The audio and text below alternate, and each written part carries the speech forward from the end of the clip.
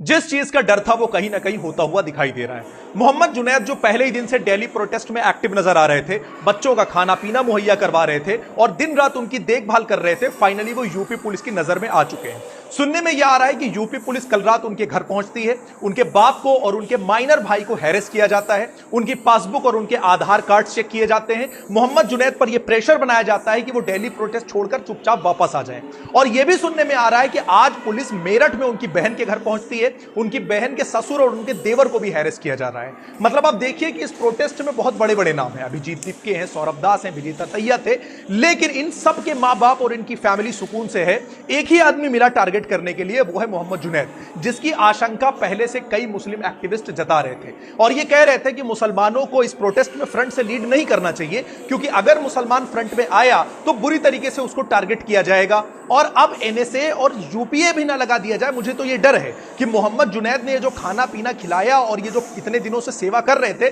सवाल ये होगा कि इतना पैसा कहां से आया। हालांकि सोशल मीडिया पे पहले से राइट विंग ये प्रोपेगेंडा चला रहा था कि भाई इतना इतना खाना इतना इतना पानी आ कहां से रहा है। तो अब तो मुझे यह डर है कि खाना खिलाने और पानी पिलाने के जुर्म में कहीं मोहम्मद जुनैद पर एनएसए और यूएपीए न लगा दिया जाए, और अगर कहीं ऐसा होता है तो कितने लोग इसमें फ्रंट से आकर उनके बचाव में खड़े होते हैं, यह भी देखने वाली बात होगी। और इस चीज की आधिकारिक पुष्टि अभी नहीं हुई है, इसलिए मैं चाहता हूं कि जो भी सीजेपी के मेन लोग हैं, चाहे अभिजीत दीपके या सौरभ दास हैं, वो अगर ऐसा नहीं हो रहा है तो उसका खंडन करें, और अगर ऐसा कुछ जुनैद के साथ हो रहा है, उनको टारगेट किया जा रहा है, तो फिर खुलकर इस पर बात करें और मोहम्मद जुनैद के साथ खड़े हों, क्योंकि आज मोहम्मद जुनैद को इसकी सख्त जरूरत है। और अगर आज मोहम्मद जुनैद के साथ कोई नहीं खड़ा हुआ तो कल कोई दूसरा मोहम्मद जुनैद किसी भी प्रोटेस्ट में यूं लंगर बांटता हुआ नजर नहीं आएगा।